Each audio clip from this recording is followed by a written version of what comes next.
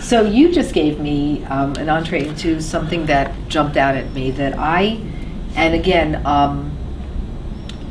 and I say this not just to say something nice about this book, but this book strikes me almost like the I Ching, where you open it up to any page and there's something there to deeply ponder that has to do with the here and now, okay? And maybe it's just my reaction to it, but you write here with masculine, feminine, you just mentioned that, and by the way, my reading always of the opening of Genesis is the narrative is that some giant cosmic truth is being contained within the narrative of the creation of this man, this woman, or I should say it chronologically, you know, well, no, man and woman. Okay. Woman was created second. And I have my own thoughts about these forces. So I wanted to read what you wrote here, and then I have a question that's very rooted in 2015, okay? You write under here, tool, simultaneous push/pull tension, masculine/feminine, components of the cosmos are in dynamic tension and/or engagement. Some components simultaneously push from one dimension, and pull from another realm. For example, a component may push from a metaphysical level while it pulls from a reality realm or from a still further out potential realm. So if I could ask you to discuss that, and also within the idea of masculine and feminine, and let me throw something in, here's the 2015. We are in a time of alleged or so-called voluntary gender, right? Okay. We're in a really unusual time. Okay. It's rather mind-blowing. True. When I was at Limud, for instance, I looked around, and at one point I realized that there were two young people who had been gender reassigned. Two young people, probably in college or post-college. Right. It was very obvious to me one had been born a girl, was now a young man. The other had been born a young man, was now a young woman. Their gender studies is raising the question of, is gender real? Is it real? What does it have to do with our physiology? So I'd like you, if you don't mind, if that's not too much, to speak about here how masculine and feminine fit in with the simultaneous push-pull, and also to discuss in a very concrete term what an era that raises the possibility of gender as being voluntary or being two-dimensional, what that has to do with cosmic masculine feminine. It's a lot. So first, the first question. Well, I believe I say in the theory that what's true in a cosmic order is also true parallel in our current order, down to earth. And in fact, I think eventually people are going to play detective. Okay, we have this happening here, reality level. Now let's figure out what's happening at metaphysical level. I believe you can use it I've used it myself in the book to try to learn different things. Where I had to fill a gap, I'm saying, okay, what's happening on a physical realm in the 21st century? And now maybe we can extrapolate back on a metaphysical realm. Right. So obviously, male-female plays an important part in the real realm, and one could presume that it plays a role in the metaphysical realm. Of course, many Eastern philosophies deal with this with a vengeance. You know, you walk into some shrines in the East and they go for it, you know. So you enter the whole realm, and of course push-pull resonates with childbirth, right? Push-pull, right? Of course, even in sexual relations, there's a push-pull component, right? Okay. So you have this push-pull in many different levels, and I believe it sort of probably pervades the cosmic order. Probably the metaphysical realms pushed, they wanted to get into reality levels. We're in reality, and reality pulled. They wanted to draw the metaphysical into reality. That's one. I don't think I said in the book, but one could. That would be my first play on it, and I believe it's a major component. Meaning, so you can actually extrapolate from sort of intimate zones in our reality world into very dynamic zones in the metaphysical world. One can sort of play with it. It can be a whole field of study.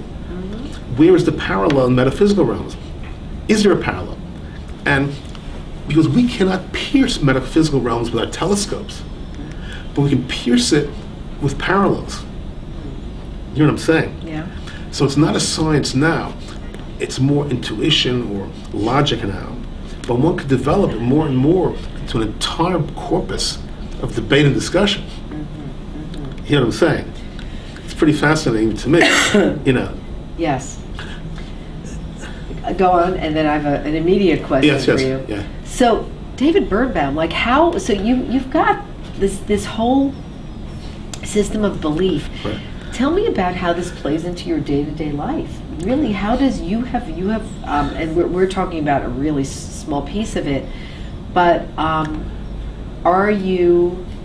You know, one of the big words now is intentionality. There is, of course, a Jewish concept, kavanah.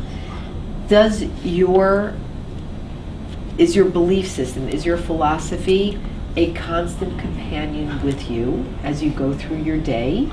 And if so, explain how that does it impact your consciousness or intentionality? Well, 1,000%. And anyone who's read my books or talked to, it's a very empowering concept. It's empowering to everybody. Because remember, we are dropped on this planet and we're not giving direction as to our purpose, who we are, where we're going, where we came from. And it articulates, remember, this is all hypothesis. Well, of course, I believe it 100%, yeah. But my official position is that hypothesis. We come from potential, we are potential, and our goal is to reach our maximum potential. Each person personalized, customized. And that potential changes every day based on what we did yesterday. And also based on how the world has changed. Okay. Now remember, one of the most charming Jewish prayers is Moda Ani. You know, Moda Ani, Lefanecha, I thank God they restored my breath to me, my life to me. And I spin that, you know, Moda Ani, I'm thankful that I have another day to go after my potential. Go after your potential short-term, medium-term, and long-term. You don't just say what I'm accomplishing today, you say what I'm accomplishing today, which extends my long-term potential. Potential is a big word, but go into it. So,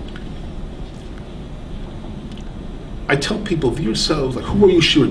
I say, you are a potential. You're not just your chemistry, you're not just your resume. You are loaded with potential.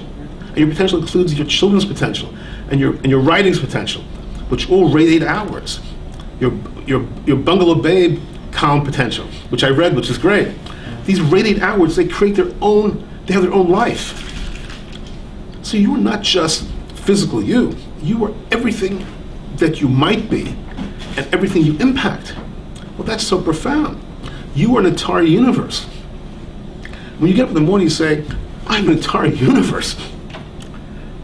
And let's see what I can do today. This is a profound way to approach the day. That's amazing. Wait. Yeah. And let's say, of course, we all take different hits. Well, if you're a profound universe taking a few hits, it's not so bad. If you're just a regular person taking hits, that could be bad. If you're an entire universe of potential, okay, I took a few hits. Boom. You can fling it off. You understand what I'm saying? It's also a buffer around you. Now, Tony Robbins discusses also in his own vernacular, in his own terminology. He does also say reach your potential, but he doesn't make a big deal about it. But he's talking on a non-spiritual self-actualization level. But I'm wrapping it up into a cosmic metaphysical level. The cosmos wants you to reach potential because that's what the entire cosmos is doing. The cosmos is trying to reach its own potential, and we're all part of it. We are all part of an integrated whole. It looks like you are separate from me, but we're all integrated. And we're all in this grand, infinite cosmic journey, individually trying to reach our potential as part of a greater whole. And that's why, on some level, it's harmonizing to the entire corpus of humanity. Because it says we're all in this together. So easy does it. We're all on this journey together. It's not just who has more territory. we're all on this cosmic journey together to advance humanity. That's the proposition. It sounds good to me. Right, no, it sounds good, and it seems also that this quest for unity also drives another one of your projects that I'm familiar with, obviously, which is Summa Matrix. Right, but right.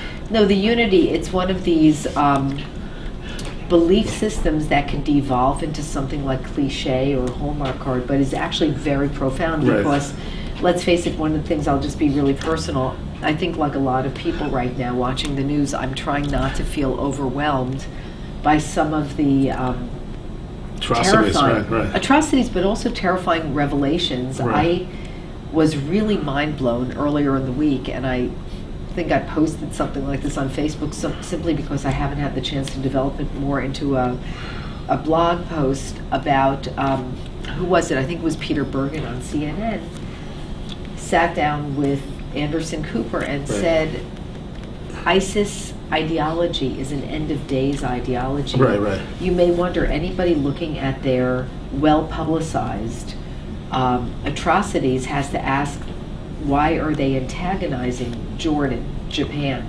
Egypt? The Nazis hid their crimes, right? Right. And so he said, and he had a crew of experts and scholars on, that it's an end of days ideology. Right. I saw the segment from the scholar who wrote a piece in the Atlantic relating to it, right? Yeah, and that's obviously terrifying because people who believe it's the end of days aren't really interested in unity.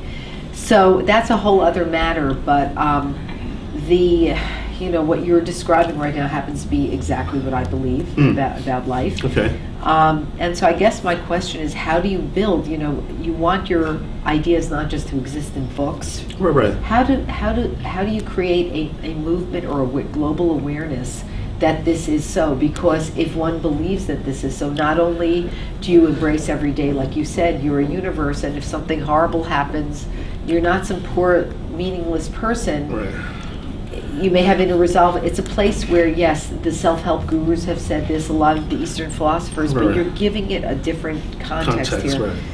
Totally different. Yeah. How do you take this belief and spin it out so that the world believes this? Right? So it's so interesting because first you have to conceptualize an idea, and then you have to write a book, and then you have to get a publisher to publish your book, a top publishing person. And as we all know, this is close to mission impossible to get to that point. Then you have to get reviewers to review your book. At first, the Jewish periodicals will not review my book because I'm not a Jewish rabbinic. First, the major Jesuit journals reviewed my book.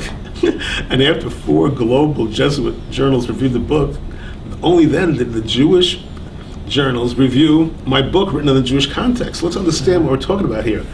How many barriers you have to, hurdles there are in the process. And then there's a big international conference on my book. And then the atheists ganged up on Bard College, ganged up on Bard College in New York for holding this big international conference on my book, which proposed an overarching dynamic to the universe. Remember, I'm proposing an overarching dynamic to the universe, infinite potential.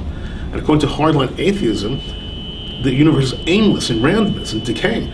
They ganged up on Bard and threatened Bard with isolation, meaning they were in alliance with British randomness atheist academics. They threatened to isolate Bard.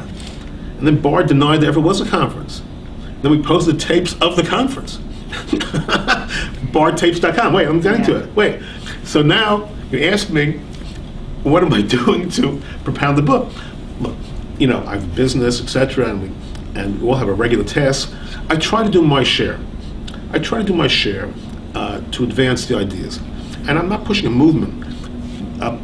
Potentialism Theory, potentialismtheory.com to see it, or philosophy1000.com to see the books online.